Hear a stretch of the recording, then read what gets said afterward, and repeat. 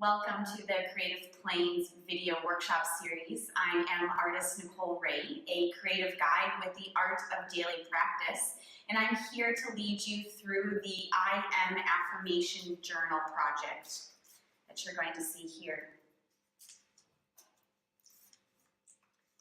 Today's project is going to focus on using beginner art journaling practices as well as affirmation practices to inspire a creative daily practice in a journal, allowing you to inspire your creative spirit and connect you with your present self. To begin your I Am Affirmation Journal project, you're going to need to collect some basic supplies that you can find at your local craft or art store along with an office supply store. You're going to want to start out by finding any size journal.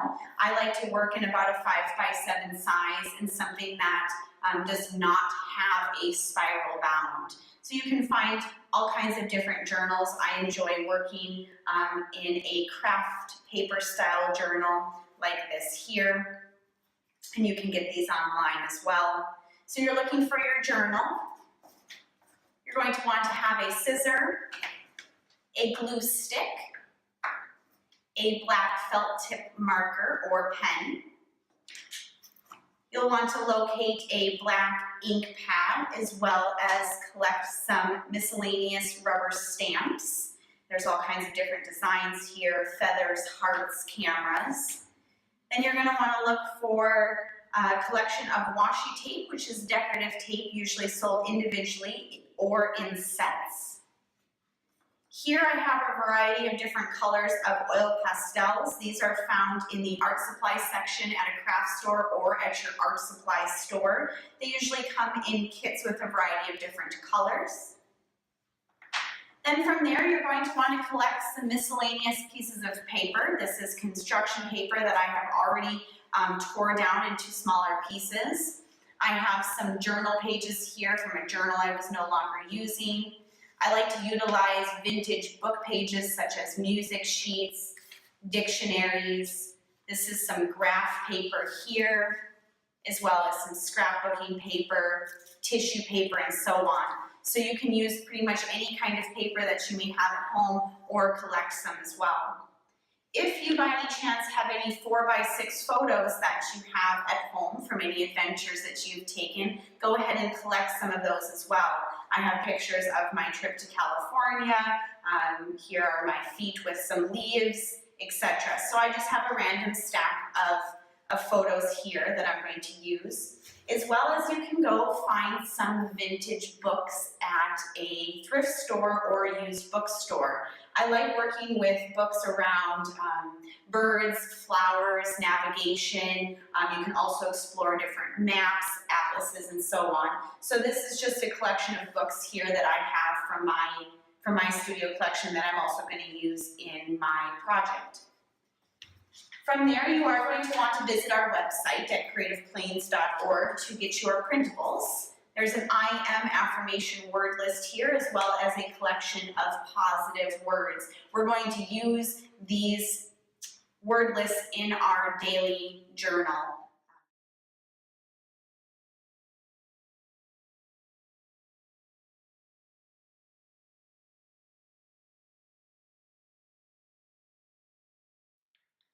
Now that you have collected all of your supplies and have set your supplies up around you, we can go ahead and begin the project. Working in your journal, you're going to use the 2-page spread to create on, so I'll go ahead and open up my journal like this. Then from there, I've just collected some random different pieces of paper here. I utilize a method of ripping paper. I've already ripped a lot of these down, but if you would like to go ahead and make some of your pieces a little bit smaller, you'll create that hard, firm edge using your finger here, and then go ahead and just tear that down like this to create some smaller pieces. You'll also have your scissor here, so feel free if you would like to cut your pages, or excuse me, your papers down a little bit to start fitting on your journal, you can. If you did watch our I Am Affirmation card deck workshop, I do like to work in a patch style design when I'm journaling and doing my creative practices. So we're just going to begin by taking one of these square pieces of paper, putting our glue around the edges and making an X in the center so we have enough glue on the paper. And then I'm going to go ahead and just place this somewhere on the sheet of paper. Okay. From there, if you do have any 4x6 photos that you want to use in its full size, you'll probably want to start utilizing them right away in your journal. I'm actually going to have this go through the center of my journal. So what I'm going to do is just go ahead and fold this in half right away, allowing this to fit right like this in the journal. That'll help me open and close my journal a little bit better as well. When you're using heavier paper, make sure that you do use quite a bit of glue around all of your edges and covering the center as well. So I went ahead and used an ocean photo here with some birds flying. Once again, I'm just placing this down because from there, all of this open space here, I'll begin to cover with more pieces of paper. I've got a paint sample here. Once again, this is a heavier paper, so go ahead and just make sure you put a lot of glue all around your edges. And from there, I feel like that can fit nicely right here. So in a sense, it's kind of like a little puzzle. And then from there, I've got a vintage music sheet here.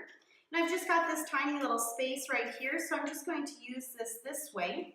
Once again, I'm going to use my journal as a guide to how big I need to trim this piece down and then create that firm edge and tear that paper down. Once again, putting glue all around your edges, as well as in the center, and gluing that down. If you were able to collect any vintage books that you're using, you can go ahead and look through those and see if you find something that you like. Once again, I enjoy the bird identification books, so I found this really unique image here. And I'm just kind of looking at my page, kind of seeing where I could fit this piece of paper. Most likely I'm going to have to tear this down a little bit. So I'm just going to go ahead and kind of look to see what kind of space here I have on my page. And I'm just going to go ahead and fold this here. And it's all right here if you've, cut off a little bit of the design. We'll just kind of mix that in as we keep adding papers and so on. So once again, covering your page really well. Then I'm just going to overlap this one page here and stick this down here. So you're going to start to see that we're continually just building with our designs. And I think I want to use maybe these two birds here. So once again, I will fold it and trim off this bottom half. And then I'm thinking maybe I want to add, I'm going to trim this extra here off and add this maybe off to the side.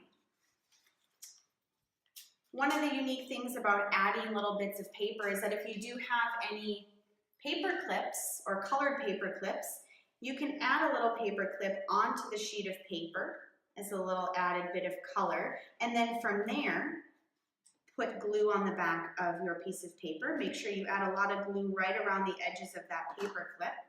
Push that down again. And then I'm just going to glue that up here. So it just adds a little extra element, as well as I can often slip another little piece of paper under there as well. So that's just a little step you need to do prior to gluing the sheet down. So we just have a little bit more left here.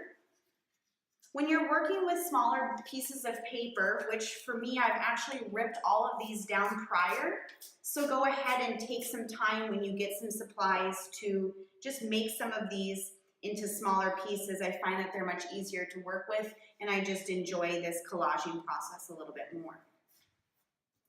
So I'm often exploring different colors. We've got some blues in the picture. We've got some of these oranges here. And I'm just thinking I want to add just a completely different color. So I'm going to add this dark green. And believe it or not, that happens to fit almost right here.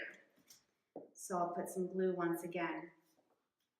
So just depending on the sizes of paper that you're using will just determine how long it will take to cover your background. I've got this really unique piece of scrapbooking paper here. It's got some extra little colors there. There's that dark green and yellow. So I always like to just kind of tie different colors in to create that unified look to my page. Once again, still creating that hard edge and ripping down the paper. And you'll find that if you're new to ripping paper, it can be very relaxing and inspiring and just allow you to really just tuck into this creative practice. So the only thing we have right here is just this small little strip here. So I'm going to look at maybe using one of these dictionary pages here. And once again, it's a little short, but I'm okay if I have a little extra space in there. So I'm just going to kind of eyeball how much I need here. This is very thin paper, so it's not going to take much to tear it down.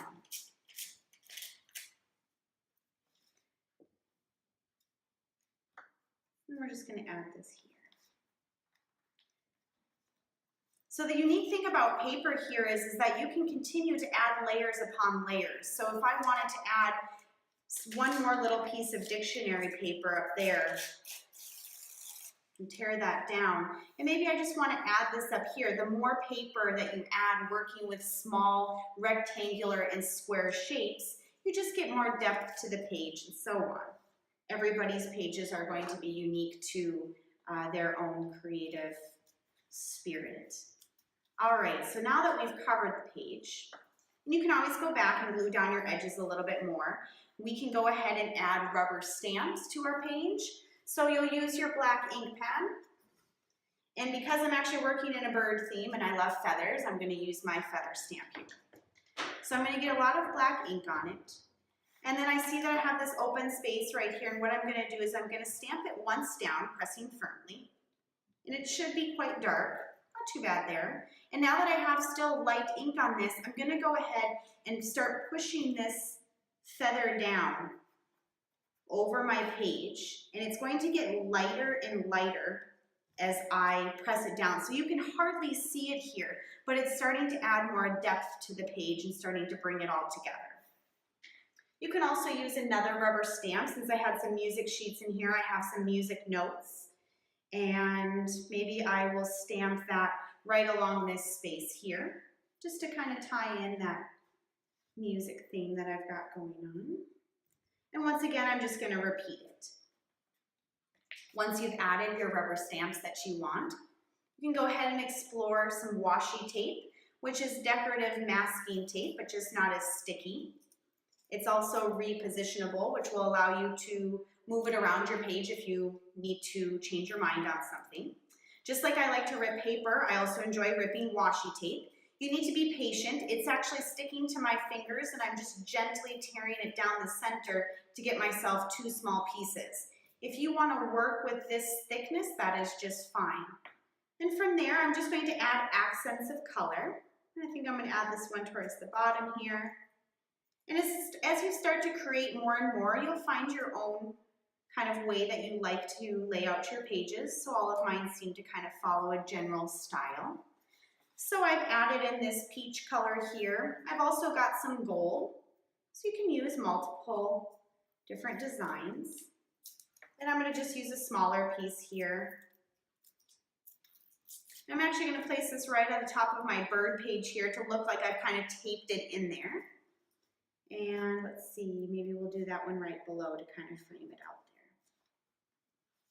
there. All right, so we're starting to get more elements. Now I'm going to look at my oil pastels just to add some extra color. And I've got this dark green color that doesn't seem to be showing up anywhere else. And so I'm just going to tie that in with this dark green oil pastel. I usually work with vertical and horizontal lines. So I'm just going to draw a line, a horizontal line at the top of my page. Then I'm going to take my index finger and I'm going to smudge this. I enjoy working with oil pastels. There's no dry time, but it does allow you to get this kind of unique look to your page. And then maybe I'll just add a little bit more green down here, right by that washi tape here. So now you can see we're starting to build a little bit more. I'm also going to add a little bit of yellow to tie in this yellow paint sample I have here. Once again, I always work in more of a vertical or horizontal design that I've just used my green oil pastel. I want to be mindful that maybe I just use a different finger to smudge this yellow one so it stays yellow. But you can also blend two different colors together. So once you've kind of added your page, now we're going to choose our I am affirmation. So in the morning when I am creating this project, I'm often exploring my thoughts and my feelings as I'm creating, and then I pick an affirmation that I want to carry with me for my day. So both of these, once again, are available at creativeplanes.org that you can print out, and you can print out as many as you would like. I've actually already cut out some words here. So I've got my I am affirmation, and then I'm going to use the words cultivating my vision today. So once again, we'll put some glue on that. And then I just often explore where is some open space on my page that I could add that word in. So I'm going to use this space right here. Okay. And just glue that down.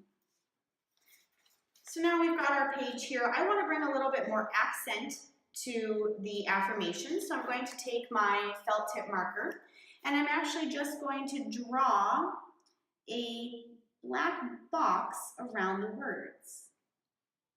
So this is just a way, once again, to use a variety of different basic art journaling supplies. So here we're just bringing in a little bit of marker. And I've outlined that there. If you are working with paint samples, just be mindful that it will take longer for your ink from your rubber stamps or a marker to dry, so just be careful that you don't smear it. If you do, embrace it, add some more things, and just keep going. So each day I create a page in my journal focusing around the way that I'm feeling. So you'll see here that I do explore many different color themes. I've used old envelopes here. You can also use postage stamps. These are some old book pages. This is a chocolate wrapper, so you can truly save anything and use them. One of my little signature tips when I'm creating my journal is to add the date to the page. And so being that this becomes just a creative daily practice, which also means you may not create every day, but I do like to date the page. You can go to your local office supply store and find a date stamp that allows you to turn each of the little numbers and the months and create the date. If you don't have one of those, go ahead and just use your marker and your own handwriting and date the page. So as you continue to create, you can look back and see the words that you were carrying with you on a particular day. Thank you for joining us today at the Creative Planes video workshop series.